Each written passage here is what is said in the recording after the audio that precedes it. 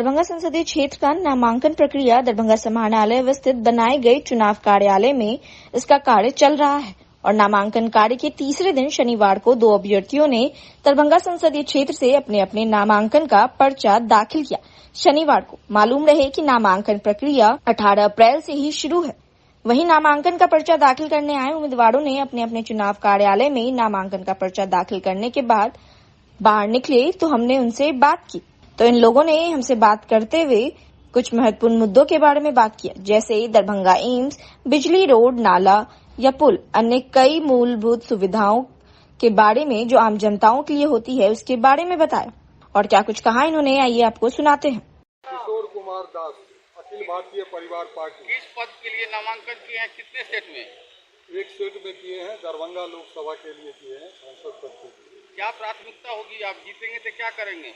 देखिए, हमारी सबसे पहली प्राथमिकता है कर्ज मुक्त भारत आंदोलन। हमने काफ़ी दिनों से जुलाई 2022 से चला रखा है और अब तक हमने प्रधानमंत्री कार्यालय, वित्त मंत्री कार्यालय और रिजर्व बैंक को भी हमने कर्जा के लिए जो लोग परेशान हैं, पूरे देश में लोग परेशान हैं, उसके बारे में हमने जानकारी दी। 12 लाख फॉर्म सरकार तक, प्रधानमंत्री तक पहुंचाया और जब उन्होंने नहीं किया तो हमने जनहित याचिका भी दायर किया है।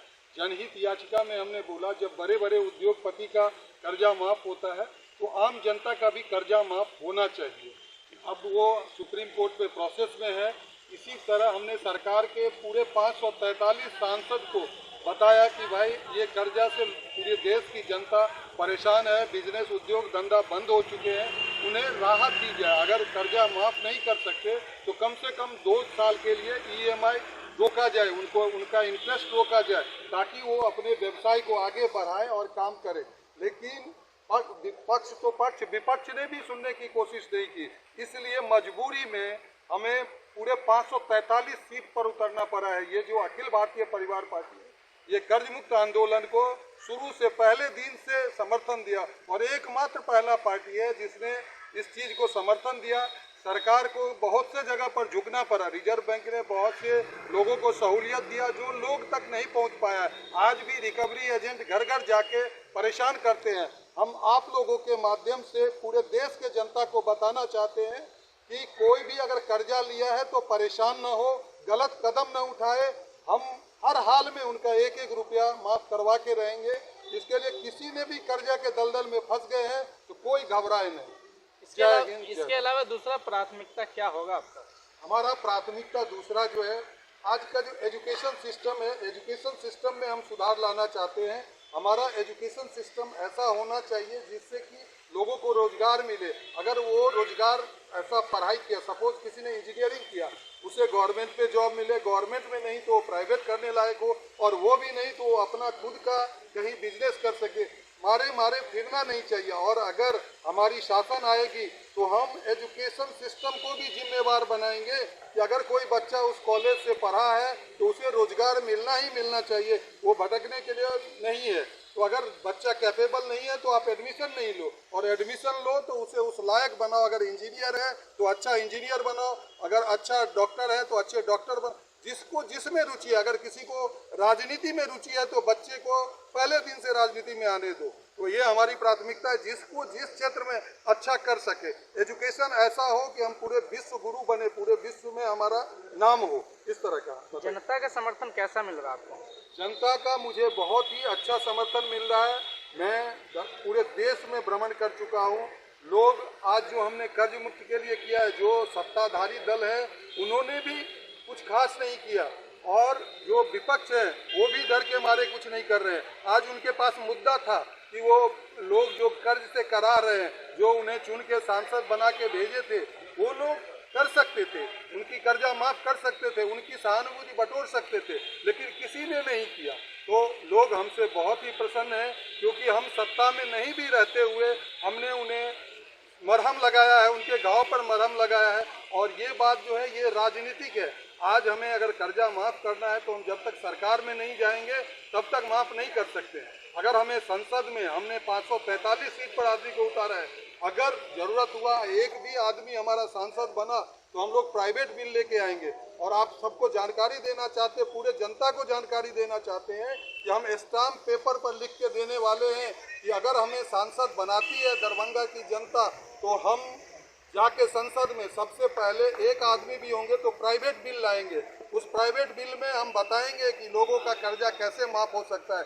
आज SBI लाइफ इंश्योरेंस डिफरेंट जगह पर लाखों करोड़ रुपया पड़ा हुआ है, उससे हम जो जनता जिनका कोविड में कोई परिवार रोटी अर्न करने वाला मर गया या कोई जिसका बिजनेस पूरा ध्वस्त हो गया, उन लोगों की हम मदद करेंगे। और हम शपथ लेंगे कि एक एक रुपया करके जो भी जरूरतमंद है उनका कर्जा माफ करवाएंगे। और अगर नहीं कर पाए तो हम रिजाइन करेंगे उस पद से। मेरा किस पार्टी से नामांकन किए हैं? Open people's party. क्या सेट में किए हैं? एक सेट में। क्या प्राथमिकता होगी आपकी? मेरा प्राथमिकता है कि मैं जीतेंगे तो दरभंगा जिला को सेवा करेंगे, हर पब्लिक को विकास करेंगे। किस तरह के विकास करेंगे? जो विकास का काम है, विकास हमने जो जैसे एम्स है, बिजली का व्यवस्था, रोड का व्यवस्था, पुल पुलिया जहाँ है उसका विकास करेंगे। नल जल किसान के लिए जो योजना है उसमें भी समस्या पढ़ाई का व्यवस्था है। जिस बच्चा को जिस पिता का पैसा नहीं है बच्चा को फ्री में पढ़वाए देंगे। आपको जनता का कैसा सपोर्ट मिल रहा है? आप फील्ड में घूम रहे थे। हमको अच्छा सपोर्ट मिल रहा है। हम 1995 से समाज सेवा करते आ रहे हैं अभी तक। किस दल से आपका टक्कर है? हमको देखिए टक्कर तो हम नहीं समझते हैं, लेकिन मेरा जो है बहुत सपोर्ट है जनता का।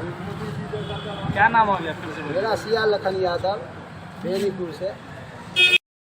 जिला निर्वाचन पदाधिकारी दरभंगा राजीव रोशन के निर्देश में प्रतिदिन जिले के विभिन्न क्षेत्रों में स्वीप के तहत अनेक कार्यक्रम आयोजित किए जा रहे हैं। इसी क्रम में 20 अप्रैल को जिला के दरभंगा सदर प्रखंड अंतर्गत लो VTR बूथ संख्या 123, दूध फैक्ट्री लक्ष्मी सागर पश्चिमी भाग बूथ संख्या 124, दूध फैक्ट्री लक्ष्मी सागर पूर्वी भाग एवं बूथ संख्या 114 महाराज महेश ठाकुर मिथिला महाविद्यालय दरभंगा में विभिन्न ग्राम संगठनों ने एवं स्वयं सहायता समूहों से जुड़ी सैकड़ों जीविका दीदियों द्वारा मतदाता जागरूकता कार्यक्रम का आयोजन किया गया।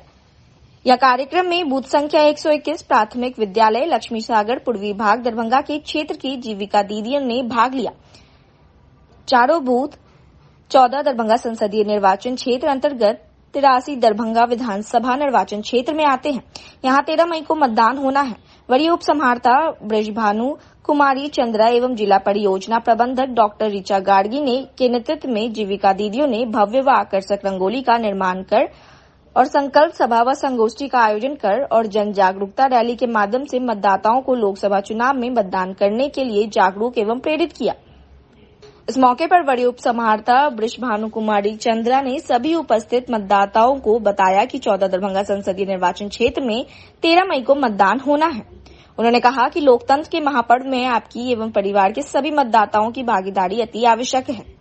कार्यक्रम के आयोजन में जीविका से मानव संसाधन प्रबंधक ब्रजेश कुमार, प्रबंधक नरेश कुमार एवं मनोरमा कुमारी, क्षेत्रीय संवेयक शशि शेखर, सामुदायिक संवेयक जगदीश प्रसाद और सोनी कुमारी सहित अनेक कैडर व स्वीप दूतों ने अपना महत्वपूर्ण योगदान दिया। गरिमा को अक्षुण रखते हुए निर्भीक होकर हर वर्ग जाति समुदाय भाषा अथवा अन्य किसी भी प्रलोभन से प्रभावित हुए बिना सभी निर्वाचनों में अपने मताधिकार का प्रयोग करेंगे। दरभंगा में दारू शराब पीने वाले पर पुलिस की बड़ी कार्रवाई। दरभंगा जिले के विभिन्न थाना क्षेत्र में छापेमारी कर कल 11 लोगों को गिरफ्तार किया गया और उसे उत्पाद विभाग दरभंगा में लाकर बंद किया गया, जहां से शनिवार को आगे की कार्रवाई चल रही है। भले इन दारू शराब पीने वाले को पुलिस द्वारा धरपकड़ किया जा रहा है और इन लोगों को जेल की हवा भी खानी पड़ रही है, फिर भी ये लोग अपनी हरकतों से बाज नहीं आ रहे हैं।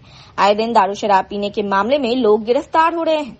जब हमने इन लोगों से बात की, क्या कुछ कहा इन्होंने, आइए आपको सुनाते हैं। क्या पिए थे? देसी विदेशी क्या पिए थे? हम सर जो है सो तारी पी रखे थे और उसके बाद हम लोग शादी में जा रहे थे। कहाँ से लाई पुलिस पकड़ के? ये हमको आपको तेरवाड़ा से लाए थे। थाना कौन सा हुआ? फिरोज। पहली बार पिए, इससे पहले भी पिए? पहले बार लाइफ में पिया हूँ। कहाँ से मिल जाता है? ये तो बंद चल रहा है। तारी जी। क्या नाम हुआ आपका? लक्ष्मण मुखिया, गांव शहरी। कब लाया गया आपको? रात में कितने बजे लगभग? लगभग 10 साढ़े 10 बजे।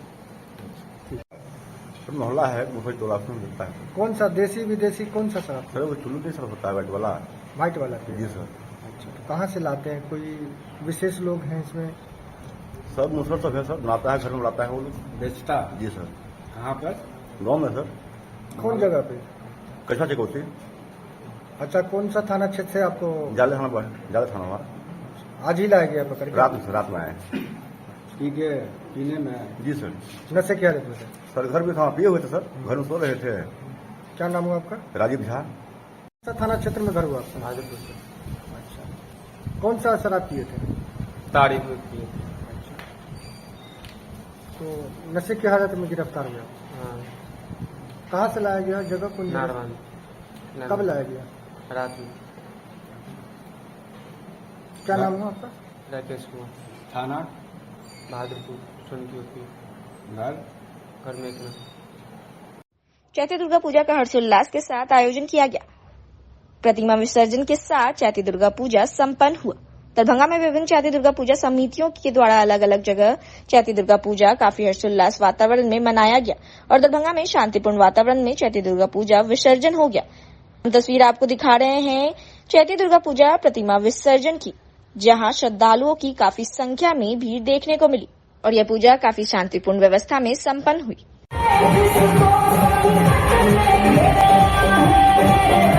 Thank you.